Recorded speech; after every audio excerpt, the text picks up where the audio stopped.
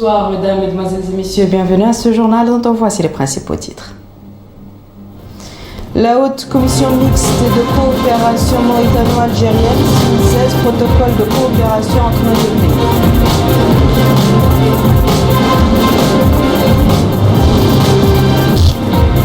Le ministre de l'Équipement et des Transports s'enquiert par les ODL de la SAVA de l'état d'avancement des travaux en cours.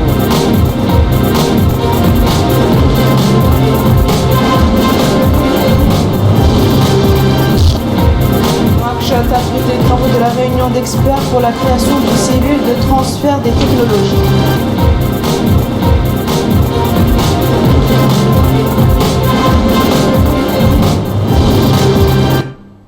Merci de vous joindre à nous, mesdames et messieurs. Je vous le disais en titre, les travaux de la 18e session de la haute commission mixte de coopération mauritano-algérienne qui ont démarré aujourd'hui à Alger sous la présidence du Premier ministre, M. Yahya El-Hademine, et de son homologue algérien, Abdelmalek Sellal, ont été soldés par la signature par les deux premiers ministres du procès verbal des travaux de la session. Ce procès verbal contient 16 documents. Il a été signé par le Premier ministre mauritanien et son homologue algérien.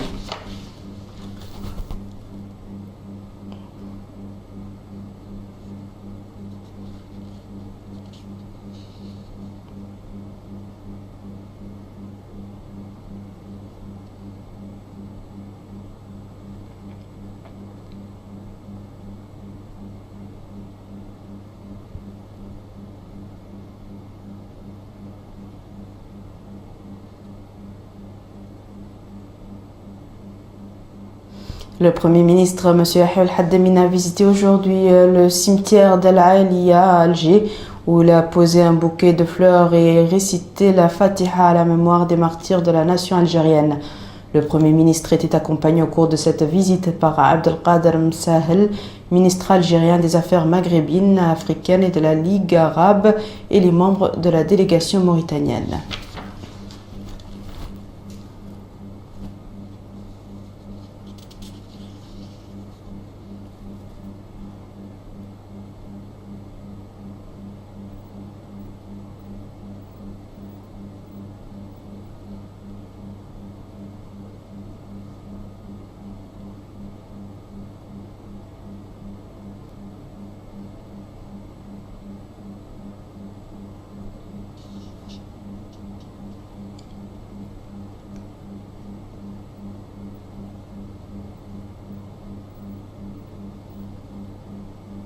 Le Premier ministre, M. Yahya El-Hademine, a eu ce matin au siège du gouvernement à Alger des entretiens avec son homologue algérien Abdelmalek Sellal.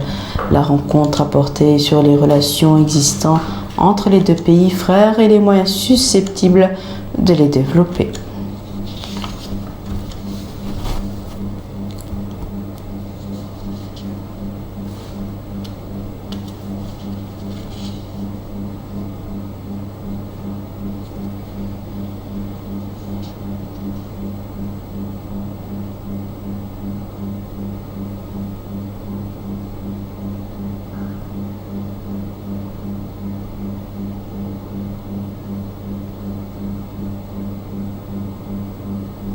Autre audience accordée par le Premier ministre M. Yahya El-Hademine à Alger, c'est celle d'hier soir avec le président du Conseil de la nation algérienne, Abdelkader Ben Saleh. La rencontre a porté sur les différents aspects de la coopération fraternelle existant entre les deux pays et les moyens susceptibles de les développer.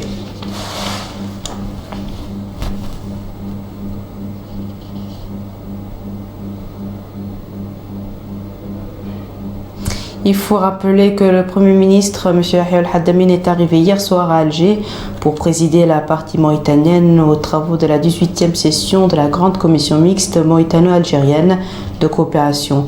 Il a été accueilli à l'aéroport international Ouali Boumediene par le Premier ministre algérien Abdelmalek Sellal, des membres du gouvernement algérien, l'ambassadeur de Mauritanie à Alger et son Excellence M. Boulah El-Mougaye, et l'ambassadeur algérien à Nouakchott, son Excellence M. Nourdine Khandoudi, ainsi que des membres de l'ambassade de Mauritanie à Alger. La commission des finances de l'Assemblée nationale a consacré la réunion qu'elle a tenue ce matin à Nouakchott sous la présidence de M. Sidi Bab El-Laha, son président, à la discussion du projet de budget du ministère du pétrole, de l'énergie et des mines pour l'année 2017. La commission a suivi au cours de la réunion un exposé détaillé présenté par le ministre du pétrole, de l'énergie et des mines, Dr Mohamed Abdel Fattah, dans lequel il a passé en revue les différents chapitres du budget de son département. Ce budget atteint 9 798 392 374 ouguiyas, dont 5 171 392 374 ouguiyas sont consacrés au fonctionnement et le reste, soit 4 627 millions d'ouguiyas, est réservé à l'investissement. Nous restons à l'Assemblée nationale où la commission des finances de l'Assemblée nationale s'est réunie hier soir sous la présidence du député M. Sidi Bab El-Laha, son président. Le budget du ministère de l'Éducation nationale pour l'année 2017 a été examiné hier à Nouakchott plutôt. Le gouvernement a été représenté par le ministre de l'Éducation nationale, M. Selmoul Sidel Mokhtar Oul-Habib, qui a présenté les différents chapitres de son budget qui se chiffre à 48 214 435 572 ouguiyas, dont 46 824 345 572 ouguiyas sont consacrés à la dépense et 390 millions d'ouguiyas destinés au financement.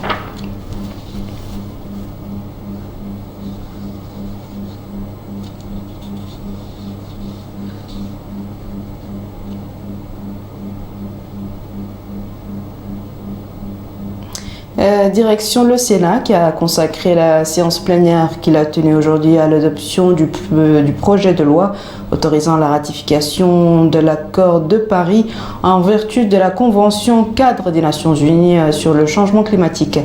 Le Sénat a également abrité 2 réunions de commission. Les détails de ces activités parlementaires avec Moussa Ndiaye. Cette séance plénière qui s'est tenue au Sénat a été consacrée à l'adoption du projet de loi autorisant la ratification de l'accord de Paris en vertu de la Convention cadre des Nations Unies sur le changement climatique. À cette occasion, les sénateurs ont échangé avec le représentant du gouvernement sur l'importance de ce projet. Ils ont mis l'accent sur la nécessité de renforcer les efforts du département de l'environnement et du développement durable afin qu'il puisse réussir ses programmes et ses actions sur l'ensemble du territoire national. Donc certains ont parlé de la lutte contre la désertification, comme quoi au niveau du Nord, on ne s'intéresse pas à la lutte contre la désertification. Moi je dirais que je ne suis pas d'accord pour la simple raison que quand on veut lutter contre la désertification, il faut avoir de l'eau. L'eau, c'est la vie.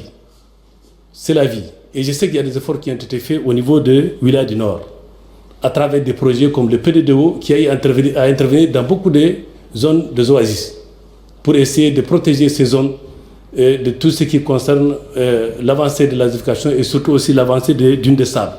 C'est des efforts qui ont été faits, il faut les reconnaître. Et au niveau des Wilaya du Nord, l'environnement, le département de l'environnement n'oublie pas les zones du Nord. Vous savez, en matière d'environnement, dans le temps, en Mauritanie, on voyait à travers l'environnement vert. C'est-à-dire tout ce qui concerne la foresterie. C'est ça qui était pratiquement pris comme priorité en matière d'environnement au niveau de notre pays. Et surtout au moment où la direction de l'environnement était logée au niveau du ministère du Développement rural. Donc le ministère vient d'être créé, des efforts restent à faire. Il faut essayer de voir comment couvrir toutes les wilayas. Notre pays a un territoire très vaste, 1 30 000 km². Imaginez comment on doit mobiliser l'ensemble des efforts, l'ensemble des moyens humains, matériels et financiers pour essayer de couvrir tous les pays. La Chambre de délibération au Sénat a aussi abrité, sous la présidence du vice-président du Sénat, M. El Haj Abdoulba, une séance de travail sur le dépôt de 2 projets de loi. Le premier permet au président de la République de ratifier la convention de coopération dans les domaines agricoles entre le gouvernement de la République islamique de Mauritanie et le gouvernement de la République du Soudan, signé le 2 septembre 2007. Et le deuxième projet de loi concerne le contrat programme entre le gouvernement et l'ENR pour l'entretien du réseau routier. Dans le même cadre, on note que la conférence des présidents s'est réunie pour discuter ces deux projets de loi sous la présidence du vice-président du Sénat, M. El Haj Abdulbal, et en présence de Mme Awa Cheikh Sidia Tandia, ministre des Relations avec le Parlement et la société civile, qui représentait le gouvernement à cette réunion. Toujours dans le cadre des activités de la Chambre du Sénat de ce mardi 20 décembre 2016, la Commission des affaires économiques et du plan s'est réunie sous la présidence de M. Mohamed Mahmoud Ould Hamma Khatar. Cette réunion a été consacrée à l'examen du projet de loi autorisant la ratification de la convention de la ligne de crédit non confirmée, signée le 3 octobre 2016 entre le ministère de l'économie et des finances de la République islamique de Mauritanie et le programme de financement du commerce arabe destiné à la contribution au financement du projet Boeing de type 800-737 au profit de la compagnie nationale aérienne Mauritania Airlines. Le gouvernement était représenté à cette séance qui s'est tenue au Sénat par le ministre de l'économie et des finances, M. Mokhtar Oulidiaï. Et enfin, la commission des lois constitutionnelles a consacré sa réunion de ce mardi, sous la présidence de M. Yahya Ould Abdel Qahar, son président, à l'examen du projet de loi portant adhésion à la charte arabo-africaine des droits de l'homme. Le gouvernement était représenté par la ministre secrétaire générale du gouvernement, Mme Zainabou Mint Elissalem. Direction la wilaya de la Saba, où le ministre de l'Équipement et des Transports a procédé à la visite de tronçons de route en cours de construction. Le ministre a pu sur place enquérir du degré d'avancement des travaux de ces routes. Rabia Adeda. Le ministre de l'Équipement et des Transports, Ahmed Salmoun Abdel Raouf, durant sa visite sur le terrain dans les wilayas du Had al-Sharqi et de la Saba, s'est rendu au projet de construction de la route Ouinat-Zbil-Djigani, longue de 83 km. Sur place, le ministre a reçu des explications détaillées sur les moyens utilisés pour la construction de cette route et le temps imparti pour la réalisation de celle-ci. Le ministre de l'Équipement et des Transports a tenu une réunion avec les responsables de la société qui est en charge de la construction de cette route. Au cours de la réunion, le ministre a appelé les responsables à respecter les normes inscrites dans le cahier des charges.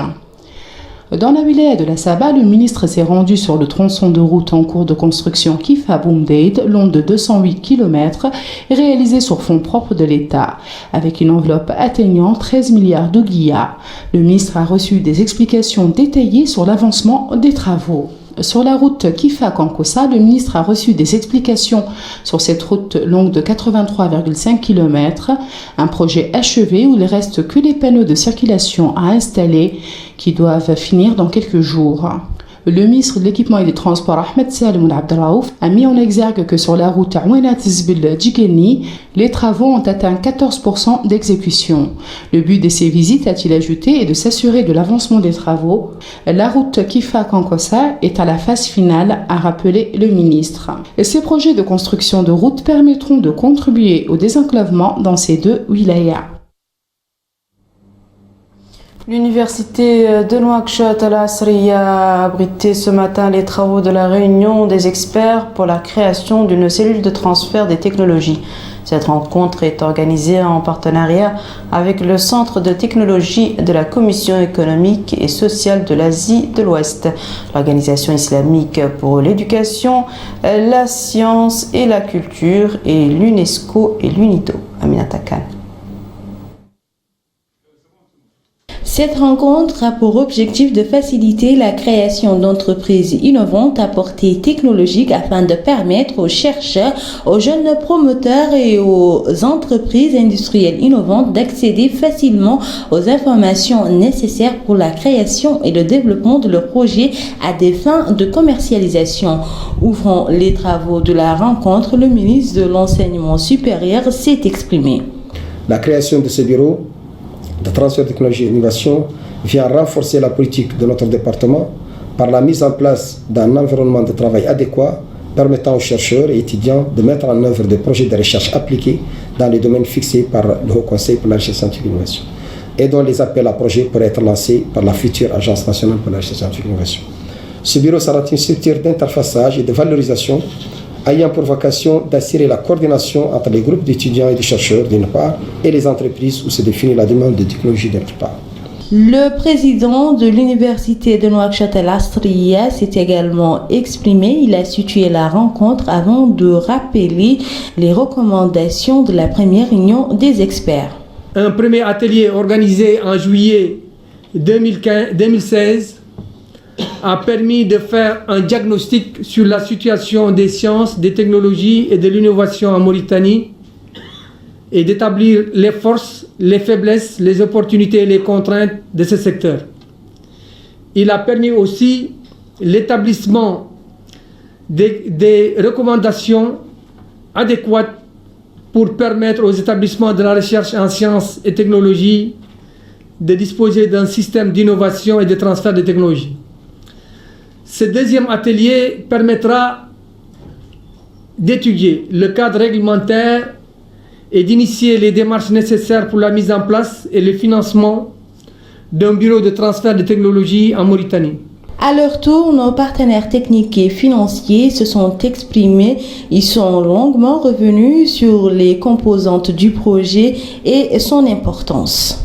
À noter que les sciences et les technologies de l'innovation constituent de nos jours le socle du projet de nos sociétés et le préalable d'un développement durable. Elles permettent également l'augmentation de la productivité, l'amélioration des conditions de vie des populations et la protection de l'environnement. Le ministre de la Culture et de l'Artisanat, porte-parole du gouvernement, Dr Mohamed Emmanuel Cheikh, a présenté aujourd'hui les condoléances du président de la République, du gouvernement et du peuple mauritanien suite à la mort de l'ambassadeur de la Fédération de Russie en Turquie, Andrei Karlov. Le ministre a écrit ce qui suit dans le registre de condoléances ouvert pour la circonstance dans l'ambassade de Russie à Nouakchott, en présence de l'ambassadeur russe en Mauritanie, son Excellence M. Vladimir Chamov.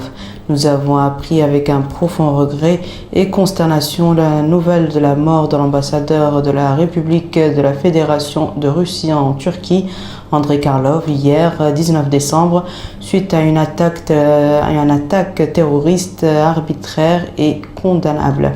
À cette occasion, nous présentons au nom du président de la République et au nom du peuple et du gouvernement mauritanien, au président, au gouvernement et au peuple russe ami, nos sincères condoléances et notre compassion.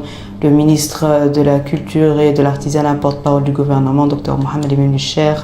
La cérémonie de présentation des condoléances s'est déroulée en présence de M. Omar Salim Mohamed, directeur des affaires juridiques au ministère des Affaires étrangères de la coopération, directeur des affaires européennes par intérim au même département, et Mohamed Ould Abdelaziz, directeur du protocole au ministère des Affaires étrangères. Le ministre de l'Environnement et du Développement durable, M. Hamedi Camara, a décoré ce matin à Nouakchott au nom du président de la République et dans le cadre des festivités marquant le 56e anniversaire de l'indépendance nationale des cadres de son département. Il s'agit des cadres suivants: médaille de la reconnaissance nationale, M. Sidi Mohamed Sidi Bella Louavi, chargé de mission; Cher Sidi Mohamed Al-Abd, chargé de mission; Nama Al-Mukhtar Talib, coordinateur du programme Sideven à Nouakchott; Mohamed Val Cheikh Lelle Di Daballah, délégué régional de l'environnement et du développement durable Hawd Sharqi.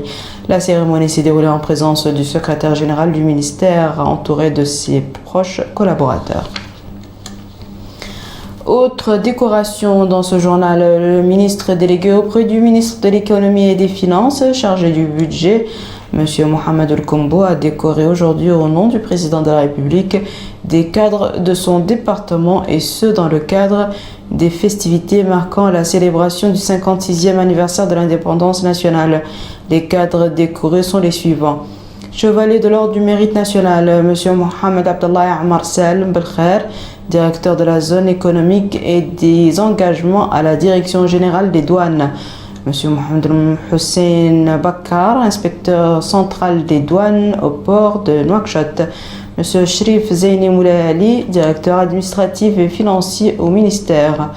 Médaille de la première classe de l'ordre du mérite national, M. Suleiman Sidi Mohamed El-Heiba, directeur des études de la réforme fiscale et de la formation à la direction générale des impôts. M. Amadou Tidjani Lassana Diagana, chef de division à la direction générale des impôts. La cérémonie de décoration s'est déroulée en présence du secrétaire général du ministère et d'un certain nombre de cadres de ce département. Le procureur de la République de la wilaya de Nouakchott Nord a supervisé ce matin l'opération d'incinération d'une importante quantité de drogue. L'opération d'incinération a eu lieu en présence des autorités administratives, sécuritaires et judiciaires de la wilaya de Nouakchott Nord. L'opération d'incinération s'est déroulée au kilomètre 30 de la route de l'Espoir. La quantité de drogue détruite est estimée à 90 kg de chanvre indien et 6 kg de hashish. Cette incinération est exécutée conformément à l'application de l'article 35 de la loi 93-037 du 20 juillet 1993 relative à la répression de la production, du trafic et d'usage illicite de stupéfiants et de substances psychotropes. Ces quantités de drogue se trouvaient dans les locaux du tribunal de la wilaya de Nouakchott Nord. Et comme vous le savez, le tribunal de la wilaya de Nouakchott Nord, c'est un tribunal qui se situe au milieu d'un quartier populeux et populaire. Et pour éviter les risques de danger, de convoitise, de subtilisation et de détournement, le parquet de la République a saisi les instances judiciaires compétentes sur réquisition écrite à l'effet de bien vouloir procéder à la mise à destruction de ces saisies judiciaires. C'est ainsi que les autorités judiciaires compétentes ont suivi les réquisitions du parquet en rendant des ordonnances de mise à destruction de ces saisies judiciaires que nous sommes là aujourd'hui en train d'exécuter. Un procès verbal de saisie judiciaire sera dressé, auquel sera joint un échantillon de cendres d'incinération pour qu'il soit classé aux archives du parquet de la République près le tribunal de la wilaya de Nouakchott Nord. S'agissant des trafiquants, ils sont sous les verrous en attendant leur procès. Le projet de lutte contre la radicalisation des jeunes et la promotion de la citoyenneté en Mauritanie a organisé aujourd'hui à Nouakchott un atelier de partage du rapport provisoire pour l'élaboration d'un programme national d'un plan d'action pour contrôler la radicalisation des jeunes. Cet atelier permettra d'inclure les jeunes dans l'élaboration d'un plan d'action efficace pour lutter contre le fléau de la radicalisation. Bakar Baylaba. À lutter efficacement contre toutes les formes de radicalisation des jeunes. Pour cela, l'accent a été mis sur les efforts de prévention, de communication, d'appui à l'insertion économique et sociale des jeunes, entre autres. Pour le secrétaire général du ministère de la Jeunesse et des Sports, M. Mohamed Ould Abdi, l'État accorde une grande attention à toutes les initiatives susceptibles de contribuer au développement du secteur de la jeunesse et des sports, mettant en exergue les efforts entrepris pour promouvoir la citoyenneté chez les jeunes et les éloigner de toute forme de radicalisation. Consciente de ce défi, la Mauritanie a mis en œuvre une stratégie nationale pour la jeunesse et le sport 2015-2020 qui vise à promouvoir la jeunesse et renforcer son attachement aux valeurs nationales. Les jeunes doivent être considérés comme partenaires clés dans la construction nationale et l'engagement à leur égard doit être une composante principale dans toute action collective stratégique des pouvoirs publics. Compte tenu de sa taille et de sa portée géographique, le projet agit comme un projet catalysateur avec axe d'intervention principalement dans les zones périurbaines et les communautés pauvres, où les effets des activités radicales sont plus perceptibles d'avoir lieu. Et cet atelier est l'occasion pour faire un diagnostic de la situation de la jeunesse et les stratégies d'intervention à cette fin. En contactant les jeunes, les directeurs de l'enseignement islamique et les directeurs de la jeunesse des sports, il est venu avec des propositions et nous avons opté pour disposer devant les représentants des wilayas qui ont été invités, et les cadres du ministère de la jeunesse des sports et les gens de la société civile pour discuter ensemble ce rapport et procéder à des travaux de groupe pour sortir avec un plan d'action concerté qui permettra de contribuer à l'aide contre la radicalisation. Comme on dit, il vaut mieux prévenir que guérir. Et ce plan d'action sera l'extension du projet qui doit finir au mois de mars 2017.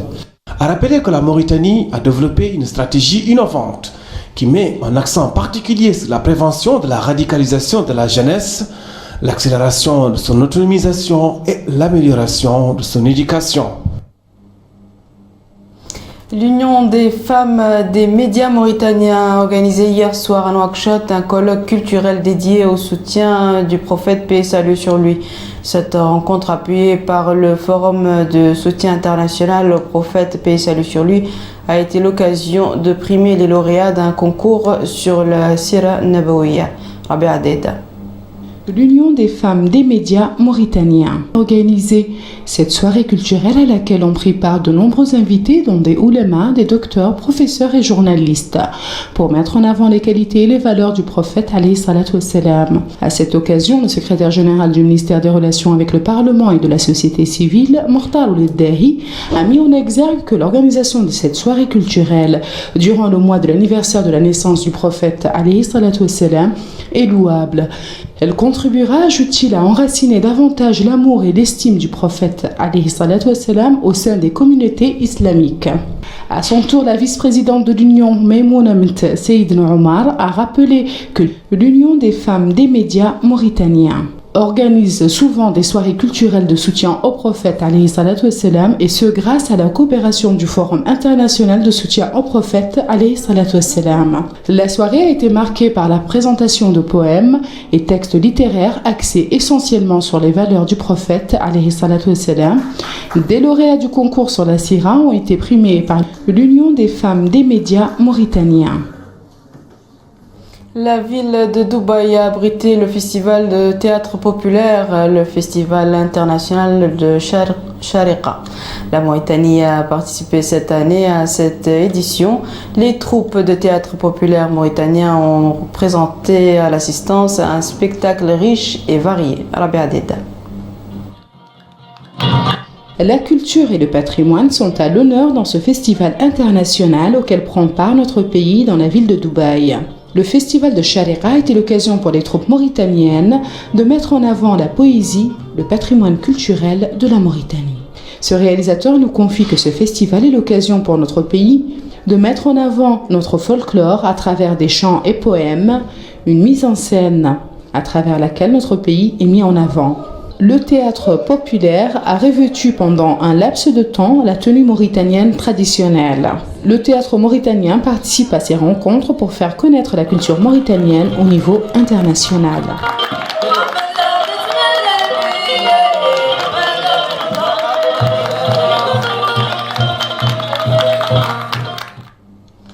La salle de réunion du Centre mauritanien d'études et de recherches humaines a abrité une table ronde sur le livre écrit par Verid Hassan. Au cours de cette rencontre, les participants à cette table ronde ont tour à tour mis en exergue les différents sujets traités par l'auteur dans ce livre. Des sujets qui permettent de situer la place qu'a occupée l'auteur dans le domaine culturel au niveau international.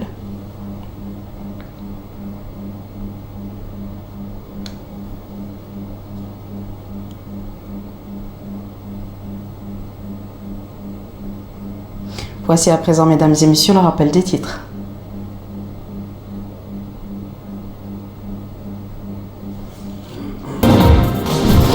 La haute commission mixte de coopération mauritano-algérienne signe 16 protocoles de coopération entre nos deux pays.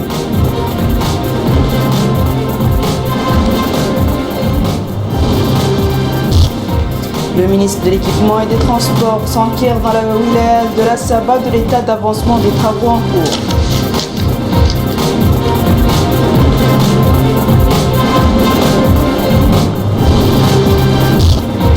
Nouakchott abrite les travaux de la réunion d'experts pour la création d'une cellule de transfert des technologies.